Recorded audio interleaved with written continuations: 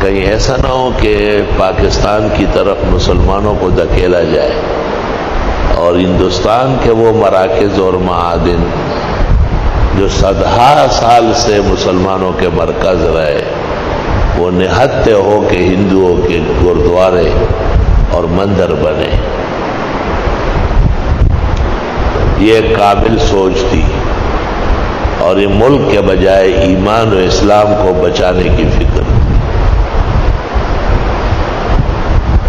اور اس جماعت کے جو سب سے ہراول دستے کا سپہ سالار تھا وہ شیخ الاسلام شیخ العرب والعجم صدر المدرسین دارالعلوم دیوبند حضرت اقدس مولانا حسین احمد صاحب مدنی ہے.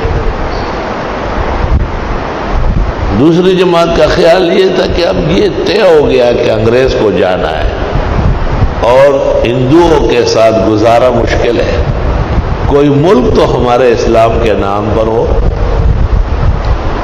ان کا ہراول دستہ اور اس کا سپہ سالار مشہور زمانہ مفسر متکلم محدث پاکستان کے بانی و شیخ الاسلام مولانا شبیر احمد صاحب عثمانی تھے.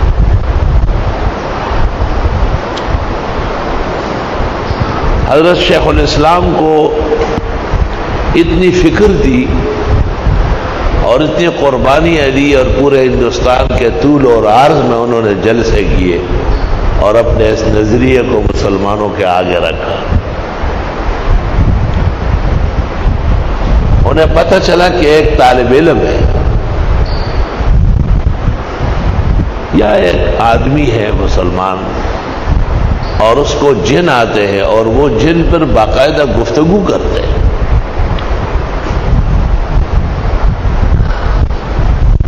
چنانچہ حضرت شیخ الاسلام حضرت مدنی اس علاقے میں گئے. وہ دیوبند کے قریب میں کوئی جگہ تھی.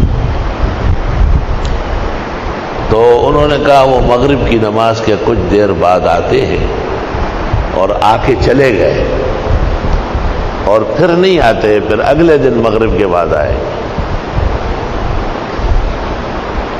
حضرت مدنی کچھ دیر وہاں بیٹھے رہے اور پھر تشریف لے گئے اور اگلے دن مغرب کی نماز اس محلے کی مسجد میں پڑھی جہاں وہ آدمی بھی نماز پڑھتا تھا.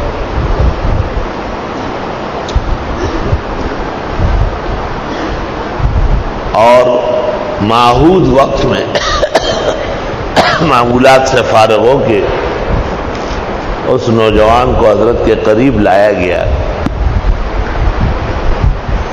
اور وہ جنات آ گئے. انہوں نے حضرت شیخ الاسلام کو سلام کیا، معذرت کی کہ آپ نے تکلیف کی، لیکن ہم کسی ضروری کام سے دور جا چکے تھے، ہم کل واپس نہیں ہو سکتے تھے.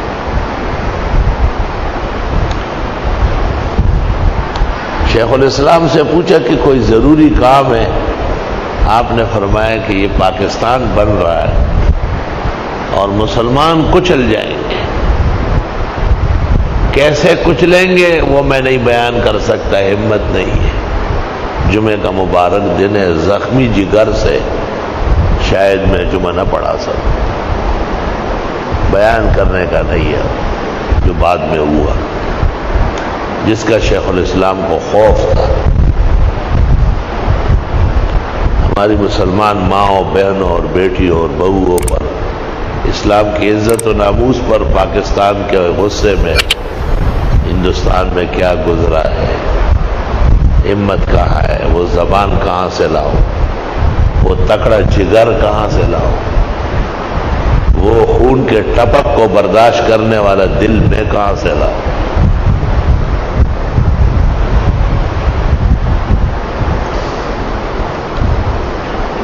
چنانچہ جنات نے حضرت اقدس شیخ الاسلام کو کہا کہ پاکستان بنے گا اور یہ فیصلہ پختہ ہو چکا ہے اور اس میں ہم کچھ تعاون نہیں کر سکیں گے. پاکستان بنانے والے ہم سے زیادہ مضبوط ہیں ہماری ان کی موجودگی میں نہیں چلے گی۔ حضرت بہت زیادہ غمگین، فکر مند اور پریشان وہاں سے اٹھ کے آئے۔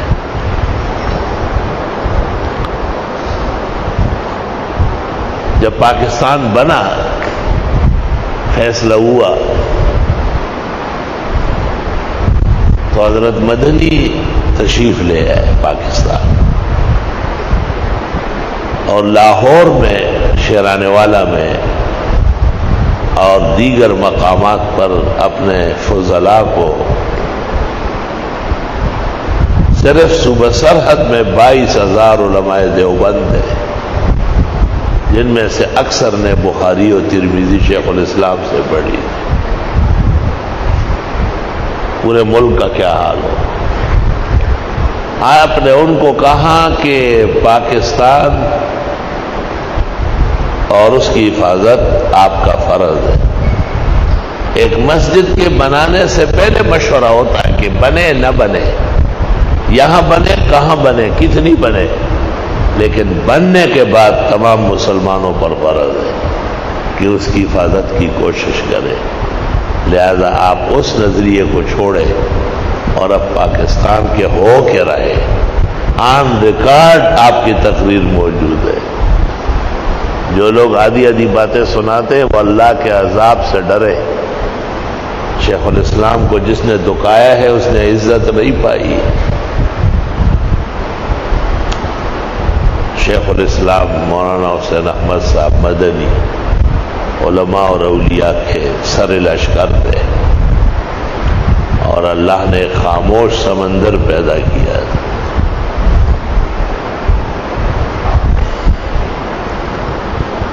دیوبند میں درس کا دورانیہ حضرت شیخ الہند کا زیادہ ہے، جو ان سب کے استاد ہیں۔